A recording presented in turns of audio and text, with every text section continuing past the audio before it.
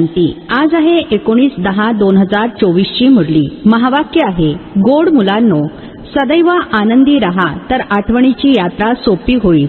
आठवण केल्यानेच 21 जन्मांसाठी पुण्य आत्मा बनाल.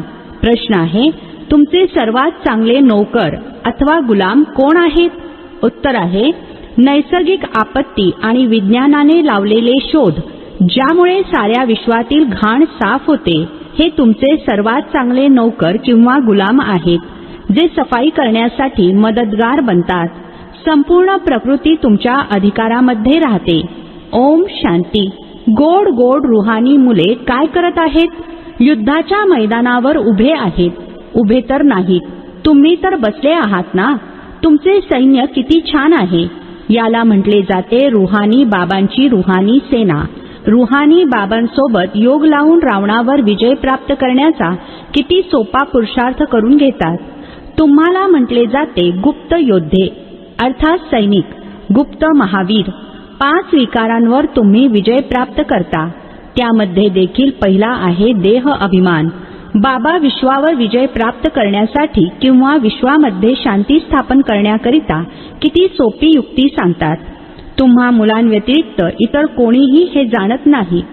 तुम्ही विश्वामध्ये शांतीचे राज्य स्थापन करत आहात. तिथे अर्थात सतयुगामध्ये अशांती, दुःख, रोगाचे नामोनिशाण सुद्धा नसते. हे शिक्षण तुम्हाला नव्या दुनियेचा मालक बनविते. बाबा म्हणतात, गोड गोड मुलांनो, काम विकारावर विजय प्राप्त केल्याने तुम्ही 21 जन्मांकरिता जगत जीत बनता. हे तर अगदी सोपे आहे. तुम्ही आहात शिवबाबांची रुहानी सेना. रामाची गोष्ट नाही, कृष्णाची सुद्धा गोष्ट नाहीये. राम म्हटले जाते परमपिता परमात्म्याला. बाकी ते जी रामाची सेना वगैरे दाखवतात ते सर्व चुकीचे आहे. गायले देखील जाते ना, ज्ञान सूर्य प्रकटा, अज्ञान अंधेर विनाश. कलयुग म्हणजे घोर अंधार आहे. किती भांडण तंटे मारामाऱ्या आहेत. सतयुगामध्ये या होत नाहीत. तुम्ही आपले राज्य बघा कसे स्थापन करत आहात. यामध्ये हातापायाचा काहीच वापर करत नाही. यामध्ये तर देहाचे भान सोडायचे आहे. तुम्ही घरी जरी राहत असाल तरी देखील पहिले हे आठवा की मी आत्मा आहे, देह नाही. तुम्ही आत्मेत 84 जन्म भोगता. आता हा तुमचा शेवटचा जन्म आहे. जुनी दुनिया नष्ट होणार आहे. याला म्हटले जाते पुरुषोत्तम संगम युगाचे लीप युग. शेंडी छोटी असते ना, ब्राह्मणांची शेंडी प्रसिद्ध आहे. बाबा किती सहजपणे समजावून सांगतात. तुम्ही दर 5000 वर्षांनी येऊन बाबांकडून हे शिक्षण घेता. राज्य प्राप्त करण्यासाठी एम ऑब्जेक्ट देखील समोर आहे. शिवबाबांकडून आम्हाला हे अर्थात लक्ष्मी नारायण बनायचे आहे. होय मुलांनो, का नाही? फक्त देह अभिमान सोडून स्वतःला आत्मा समजून मजपित्याची आठवण करा तर पापे नष्ट होतील. तुम्ही जाणता या जन्मामध्ये पावन बनल्याने आपण 21 जन्म पुण्य आत्मा बनतो. मग उतरण सुरू होते. हे देखील जाणता आमचे 84चे चक्र आहे. सर्व दुनिया तर येणार नाही. 84च्या चक्रावाले आणि या धर्माचेच येतील. सतयुग आणि त्रेता बाबा स्थापन करतात, जे आत्ता करत आहेत. आणि द्वापर कलयुग रावणाची स्थापना आहे. रावणाचा पुतळा देखील आहे ना. वरती गाढवाचे डोके आहे. विकारी तत्तू बनतात. तुम्ही समजता देखील की आपण काय होतो. ही आहेच पाप आत्म्यांची दुनिया. पाप आत्म्यांच्या दुनियेमध्ये करोडो मनुष्य आहेत. पुण्य आत्म्यांच्या दुनियेमध्ये सुरुवातीला 9 लाख असतात. तुम्ही आता साऱ्या विश्वाचे मालक बनता. हे लक्ष्मी नारायण विश्वाचे मालक होते ना. स्वर्गाची बादशाही तर जरूर बाबाच देतील. बाबा म्हणतात, मी तुम्हाला विश्वाची बादशाही देण्यासाठी आलो आहे. आता पावन जरूर बनावे लागेल. ते सुद्धा या मृत्यू लोकातील अंतिम जन्मामध्ये पावन बना. या जुन्या दुनियेचा विनाश समोर तयारीत आहे. बॉम्ब्स इत्यादी सर्व असे तयार करत आहेत की तिथे घरबसल्या मारून टाकतील. म्हणतात देखील घरबसल्या जुन्या दुनियेचा विनाश करून टाकू. हे बॉम्ब्स इत्यादी घरबसल्या असे सोडतील की साऱ्या दुनियेला संपून टाकतील. तुम्ही मुले घरबसल्या योगबलाद्वारे विश्वाचे मालक बनता. तुम्ही योगबलाने शांती स्थापन करत आहात. ते विज्ञानाच्या बळाने सारी दुनिया संपून टाकतील. ते तुमचे नौकर आहेत. तुमची सेवा करत आहेत. जुनी दुनिया नष्ट करून टाकतात. नैसर्गिक आपत्ती इत्यादी हे सर्व तुमचे गुलाम बनतात. संपूर्ण प्रकृती तुमची गुलाम बनते. तुम्ही फक्त बाबांसोबत योग लावता तर तुम्हा मुलांना आतून खूप आनंद झाला पाहिजे. अशा अतिप्रिय बाबांची किती आठवण केली पाहिजे. हाच पूर्ण भारत शिवालय होता. सतयुगामध्ये आहेत संपूर्ण निर्विकारी, इथे आहेत विकारी. आता तुम्हाला स्मृती आली आहे. बरोबर बाबांनी आम्हाला सांगितले आहे, हिअर नो इविल. घाणेरड्या गोष्टी ऐकू नका, तोंडाने बोलू सुद्धा नका. बाबा समजावून सांगत आहेत, तुम्ही किती गलिच्छ बनले आहात. तुमच्याकडे तर अमाप संपत्ती होती. तुम्ही स्वर्गाचे मालक होता. आता तुम्ही स्वर्गाऐवजी नरकाचे मालक बनले आहात. हा देखील ड्रामा पूर्व नियोजित आहे. दर 5000 वर्षांनंतर तुम्हा मुलांना मी रौरव नरकातून काढून स्वर्गामध्ये घेऊन जातो. रुहानी मुलांनो, मी सांगितलेले तुम्ही ऐकणार नाही का? परमात्मा म्हणतात, तुम्ही पवित्र दुनियेचे मालक बना. तर बनणार नाही काय? विनाश तर जरूर होणार आहे. या योग बलाद्वारेच तुमची जन्मोजन्मीची पापे नष्ट होतील. तसे तर जन्मोजन्मींची पापे नष्ट होण्यासाठी वेळ लागतो. मुले अगदी सुरुवातीपासून आलेली आहेत, परंतु 10% सुद्धा योग लागत नाही. त्यामुळे पापे नष्ट होत नाहीत. नवी मुले पटकन योगी बनतात तर पापे नष्ट होतात आणि सेवा करायला लागतात. तुम्ही मुले समजता आता आपल्याला परत जायचे आहे. बाबा घेऊन जाण्यासाठी आले आहेत. पाप आत्मे काही शांतीधाम सुखधामला जाऊ शकणार नाहीत. ते तर दुःखधाम मध्ये राहतात. म्हणून आता बाबा म्हणतात, माझी आठवण करा तर तुमची पापे भस्म होतील. अरे मुलांनो, गुलगुल अर्थात फूल बना. दैवी कुळाला कलंक लावू नका. तुम्ही विकारी बनल्यामुळे किती दुःखी झाला आहात. हा देखील ड्रामाचा खेळ पूर्व नियोजित आहे. पवित्र बनला नाहीत तर तुम्ही पवित्र दुनिया स्वर्गामध्ये येणार नाही. भारत स्वर्ग होता, कृष्णपुरीमध्ये होता. आता नरकवासी आहे. आता तुम्ही मुलांनी तर आनंदाने विकार सोडले पाहिजेत. विष पिणे ताबडतोब सोडायचे आहे. विष पिता पिता तुम्ही वैकुंठामध्ये थोडेच जाऊ शकाल. आता हे अर्थात लक्ष्मीनारायण बनण्यासाठी तुम्हाला पवित्र बनायचे आहे. तुम्ही समजावून सांगू शकता, यांनी ही बादशाही कशी प्राप्त केली आहे? राजयोगाने. हे शिक्षण आहे ना. जसा बॅरिस्टरी योग, सर्जन योग असतो. सर्जन सोबत योग लावला तर सर्जन बनतील. हे मग आहे भगवानुवाच. रथामध्ये अर्थात ब्रह्मातनामध्ये प्रवेश कसा करतात?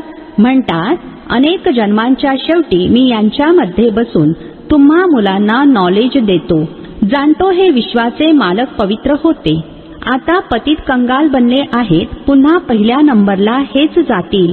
यांच्यामध्येच मी प्रवेश करून तुम्हा मुलांना नॉलेज देतो. बेहदचे बाबा म्हणतात, मुलांनो पवित्र बना तर तुम्ही सदैव सुखी व्हाल. सतयुग आहे अमर लोक. द्वापर कलयुग आहे मृत्यू लोक. किती चांगल्या प्रकारे मुलांना समजावून सांगतात. इथे देही अभिमानी बनतात आणि मग देह अभिमानामध्ये येऊन मायेकडून हार पत्करतात. मायेचा एकच तोफ गोळा असा लागतो की एकदम गटारात जाऊन पडतात. बाबा म्हणतात, हे अर्थात जुनी दुनिया गटार आहे. इथे सुख थोडेच आहे. त्यापुढे स्वर्ग तर काय. या देवतांचे राहणे करणे बघा कसे आहे. नावच आहे स्वर्ग. तुम्हाला स्वर्गाचा मालक बनवतात. तरीही म्हणता, आम्ही विष जरूर पिणार. तर मग तुम्ही स्वर्गामध्ये येऊ शकणार नाही. सजा देखील खूप भोगाल. तुम्हा मुलांचे मायेशी युद्ध आहे. देह अभिमानामध्ये येऊन खूप घाणेरडी कामे करतात. समजतात की आम्हाला कोणी बघतात थोडेच. क्रोध लोभ काही गुप्त तर राहत नाही. काम विकारामध्ये गुप्तता असते. तोंड काळे करतात. तोंड काळे करता करता तुम्ही गोऱ्याचे सावळे बनले आहात. तर सारी दुनियाच तुमच्या मागोमाग खाली आली. अशा पतित दुनियेला अवश्य बदलायचे आहे. बाबा म्हणतात, तुम्हाला लाज वाटत नाही. एका जन्मासाठी पवित्र बनत नाही. भगवानुवाच, काम महाशत्रू आहे. खरे तर तुम्ही स्वर्गवासी होता तेव्हा इतके श्रीमंत होता की काही विचारूच नका. मुले म्हणतात, बाबा आमच्या शहरामध्ये या. काय काट्यांच्या जंगलामध्ये माकडांना बघण्यासाठी येऊ? तुम्हा मुलांना ड्रामा अनुसार सेवा करायचीच आहे. गायले जाते, फादर शोज सन.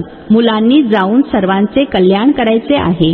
बाबा मुलांना समजावून सांगत आहेत, हे विसरू नका की आपण युद्धाच्या मैदानावर आहोत. तुमचे युद्ध आहे 5 विकारांसोबत. हा ज्ञान मार्ग एकदम वेगळा आहे. बाबा म्हणतात, मी तुम्हाला 21 जन्मांकरिता स्वर्गाचा मालक बनवतो, मग तुम्हाला नरकवासी कोण बनवतो? रावण. फरक तर बघत आहात ना. जन्म जन्मांतर तुम्ही भक्ती मार्गामध्ये गुरु केले आहेत, परंतु मिळाले काहीच नाही.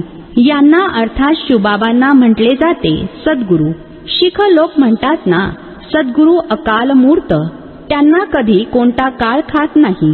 ते सद्गुरू तर काळांचेही काळ आहेत. बाबा म्हणतात, मी तुम्हा सर्व मुलांना काळाच्या पंजातून सोडविण्यासाठी आलो आहे. मग सतयुगामध्ये तर काळ येतच नाही. त्याला अमर लोक म्हटले जाते. आता तुम्ही श्रीमतावर सतयुगाचे मालक बनत आहात. तुमचे युद्ध पहा कसे आहे. सर्व दुनिया एकमेकांशी भांडण तंटे करत राहते आणि तुमचे मग आहे रावण 5 विकारांसोबत युद्ध. त्यांच्यावर विजय प्राप्त करता. हा आहे शेवटचा जन्म. बाबा म्हणतात, मी गरीब निवाज आहे. इथे येतातच गरीब. श्रीमंतांच्या तर नशिबातच नाहीये. संपत्तीच्या नशेमध्ये गुरमीत असतात. हे सर्व नष्ट होणार आहे. फार थोडा वेळ शिल्लक आहे. ड्रामाचा प्लॅन आहे ना. हे इतके बॉम्ब्स इत्यादी बनवले आहेत. ते उपयोगात जरूर आणायचे आहेत. पूर्वी युद्ध तर बाण, तलवारी, बंदुकी इत्यादींनी होत असे.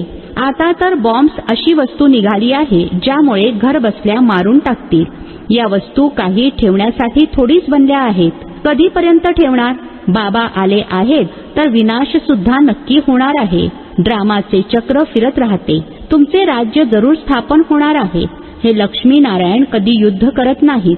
भले शास्त्रांमध्ये दाखवले आहे असुरांचे आणि देवतांचे युद्ध झाले, परंतु ते देवता सतयुगातील आहेत आणि हे असुर कलयुगातले आहेत.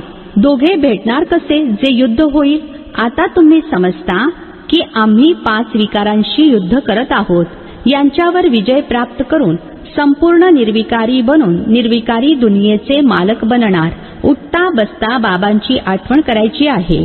दैवी गुण धारण करायचे आहे.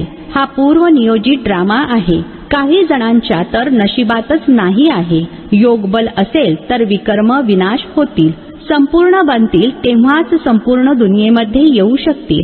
बाबा देखील शंखध्वनी करत राहतात. त्यांची अर्थात दुनियावाल्यांची. मग भक्ती मार्गामध्ये शंख, तुतारी इत्यादी बसून बनवले आहेत. बाबा तर या मुखाद्वारे अर्थात ब्रह्मा मुखाद्वारे समजावून सांगतात. हे राजयोगाचे शिक्षण आहे. अतिशय सोपा अभ्यास आहे. बाबांची आठवण करा आणि भविष्य राज्याची आठवण करा. बेहदच्या बाबांना ओळखा आणि राज्य घ्या. या दुनियेला विसरून जा. तुम्ही बेहदचे संन्यासी आहात. तुम्ही जाणता ही जुनी दुनिया संपूर्ण नष्ट होणार आहे. या लक्ष्मी नारायणाच्या राज्यामध्ये फक्त भारतच होता. अच्छा, गोड गोड खूप खूप वर्षांनंतर भेटलेल्या मुलांप्रती मात पिता बापदादांची प्रेमपूर्वक आठवण आणि सुप्रभात.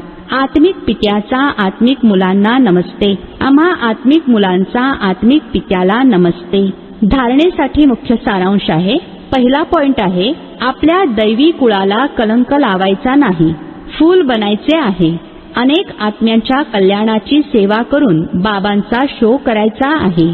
दुसरा पॉइंट आहे, संपूर्ण निर्विकारी बनण्यासाठी घाणेरड्या गोष्टी ना ऐकायच्या आहेत आणि ना तोंडाने बोलायच्या आहेत. Hear no evil, talk no evil. देह अभिमानाच्या आहारी जाऊन कोणतेही घाणेरडे काम करायचे नाही. आजचे वरदान आहे, मन मना भवच्या मंत्राद्वारे मनाच्या पाशातून सुटणारे निर्बंधन ट्रस्टी भव. स्पष्टीकरण आहे, कोणतेही बंधन एक पिंजरा आहे. पिंजऱ्यातील मैना आता निर्बंधन, उडता पक्षी बनली आहे. भले शरीराचे काही बंधन असेलही तरी सुद्धा मन उडता पक्षी आहे, कारण मनमनाभव झाल्याने मनाचे पाश तुटतात.